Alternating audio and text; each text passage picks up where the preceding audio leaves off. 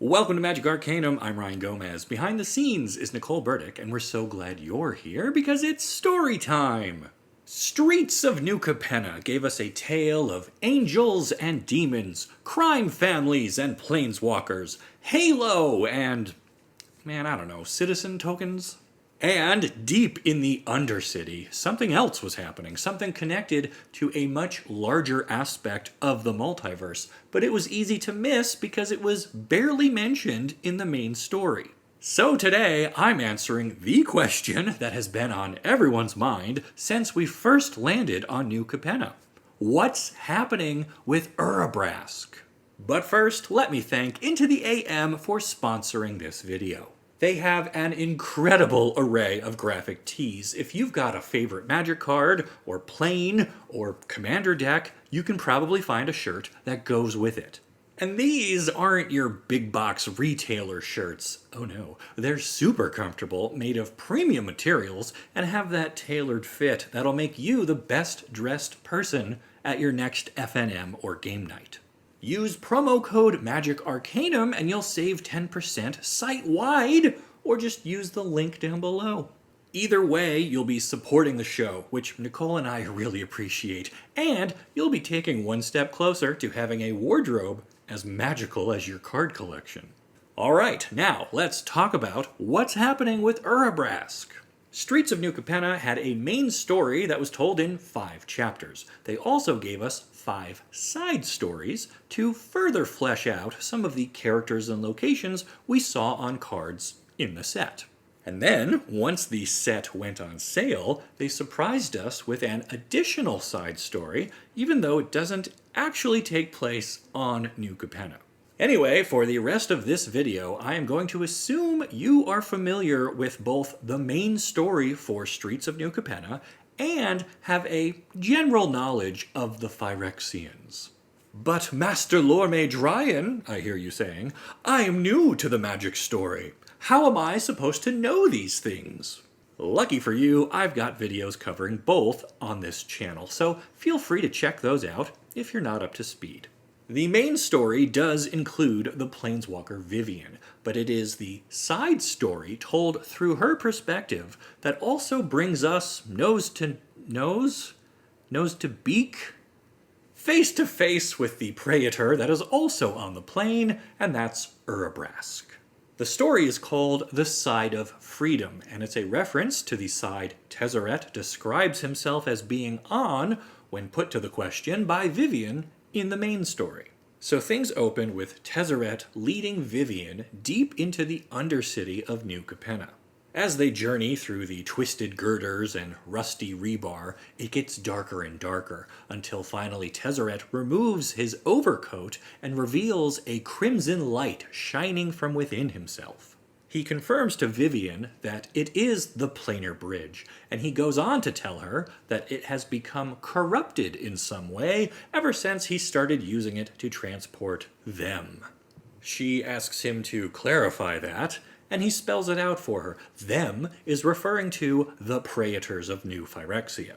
Now, we already knew that. Tezzeret helped Vorinclex and Jin Gitaxias reach Kaldheim and Kamigawa, respectively, but we haven't really gotten to hear his motivations for why until this conversation. Tezzeret tells Vivien he is working for Elesh Norn because she promised him something, and he cannot quit until he has it. He admits, however, that this promised thing will be useless if the entire multiverse is devoid of natural life, or if he himself becomes completed. And so he is left with no choice but to continue carrying out Elesh Norn's will, while also arranging a resistance against her. It's the old play both sides, so you always come out on top play, which Tezzeret could probably write a book on by now. Anyway, Tezzeret goes on to say that he needs to get back to Elesh Norn before he's missed, and so any further questions Vivien has will have to be answered by none other than Urabrask, who is hiding out in a cave down here deep under the streets of New Capenna. And the mighty Praetor ain't doing so hot. Vivien is kind of grossed out at his form, though she also respects that he was clearly an apex creature before his trip through the Planar Bridge stripped away all of his organic components. So Vivien and Urabrask get to talking. He tells her, yeah, Elesh Norn wants to take over everything, but he says he serves no one, and those he leads also wish to be left alone. They do not share Norn's vision for a unified Phyrexian existence.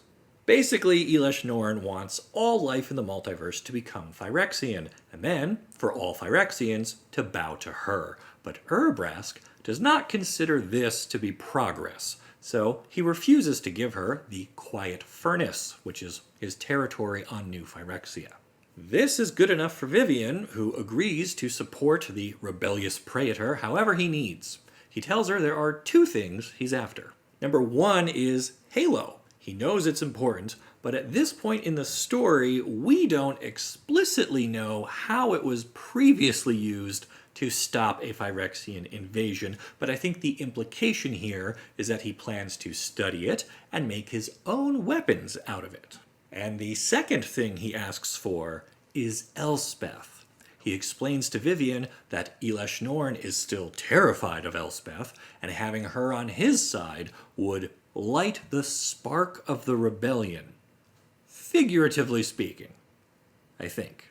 Anyway, Vivien once again agrees and returns to the city streets, eager to find Elspeth and see why she would be someone a Phyrexian Praetor would be scared of. I could end this recap right here because the rest of it is mostly Vivien's perspective on events that happen in the main story, where we've already heard them from Elspeth's point of view. Now, we do get to learn a bit more about Vivien and how her mind works. She's usually figuring out which type of arrow to kill you with, even while she's standing there chatting you up, for example, but for the most part, she's still just a passenger on the New Capenna story train. She does check back in with Urabrask from time to time, and over the weeks, he does heal up and regain some of his bulk, I guess we can say, but she also notices that he physically recoils when she hands him samples of Halo, which implies just being present around the stuff might be harmful to Phyrexians, and that's good to know for future encounters. The side story concludes with Vivien talking to Urabrask just before the crescendo, which was a major event in the main story. She promises the Praetor that she will bring Elspeth to him once she has had a chance to settle her own business on the plane, which Vivien figures should happen pretty soon after this whole crescendo party thing. In that regard, she was right. Big things happen for Elspeth during and after the crescendo, but in the main story, Vivien never comes back to Urabrask and instead makes plans to continue on to Dominaria along with Elspeth. Does this mean Urabrask is still hiding out in the Undercity, or did the hasty Praetor become impatient and make his return trip to New Phyrexia?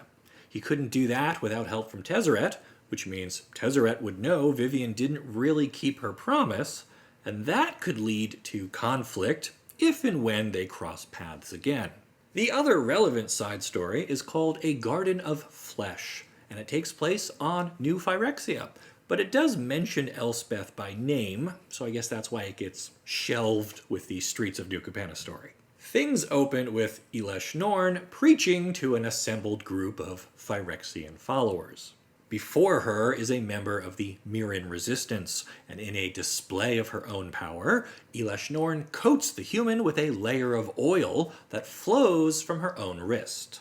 This reminds me of the Spider-Man web shooter thing from like the first movies, the Sam Raimi ones. And I'm not getting into that again, so don't get me started. Okay, so Elesh Norn feels this human looks familiar, but she doesn't give it too much thought as the oil begins to do its thing. But then, instead of becoming completed by the oil, the human subject is somehow able to resist the transformation, which forces Elesh Norn to cut her down with one of her porcelain blades. The assembled crowd is kind of confused by this, but Elesh Norn doesn't want to appear weak, so she spins it by saying, "This is why we have to hurry up and finish our work. We have to save everyone before it's too late to add them to our family." The crowd accepts this and disperses, but internally, Elesh Norn is reeling. She does not understand how anyone could stand up to her oil, the most pure and powerful in all of New Phyrexia. And that is when she realizes she's being played with. The planeswalker Ashiok is present and freely admits to giving her a sort of nightmare, mostly to see how she would react when her power was threatened. It seems Ashiok takes great pleasure in painting on such an exquisite canvas, referring to the mind of Elesh Norn. Which might make you wonder, what does scare one of the most terrifying creatures in the multiverse? Well, now we have our answer. Ashiok had created the image of a Mirren resistance fighter in the shape of Elspeth. That's why Elesh Norn thought she looked familiar. Ashiok explains how they encountered Elspeth on Theros and found her fear of Phyrexians to be glorious. The planeswalker goes on to taunt Elesh Norn by reminding her that this small, inconsequential human managed to escape the great machine orthodoxy. This sends Elesh Norn over the edge, so she starts attacking Ashiok, who is forced to flee the scene and thus end the story. So that leaves us with an interesting matchup to look forward to. We've got Elspeth, who was afraid of the Phyrexians, but is now dead set on facing them, backed up with her Halo sword and the full strength of the Gatewatch. Then we've got Elesh Norn, who is equally terrified of Elspeth, but maybe hasn't gotten over her own fear yet. She's also about to have a rebellion strike from right under her own feet, thanks to Urabrask. And, as Nicole pointed out to me, we've got characters like Vivien and Ashiok, who really like to live dangerously, with each poking and prodding the Phyrexians in their own special way. Things are certainly heating up as we head into the back half of our calendar year. Dominaria United will probably be a bit of a palate cleanser before the Brothers' War fills in some backstory for the events that led to the Phyrexians spreading out across the multiverse. And then 2023 will probably hold the confrontation as our Gatewatch heroes make their stand against the mechanical nightmares led by Elesh Norn, if she can keep it together. Can we trust Urabrask? Will Halo be enough to subdue the Phyrexians a second time? Or will the presence of the Cosmos Elixir and completed planeswalkers like Tamiyo be the deciding factor in Elesh Norn's victory? Let me know what you think down in the comments. And while you're down there, don't forget to check out my link for Into the AM. Maybe get yourself one of these nice red basics so I know you're on the side of freedom. Then make sure you like this video and subscribe to the channel so you don't miss the great stories you'll only find here on Magic Arcanum. We'll see ya!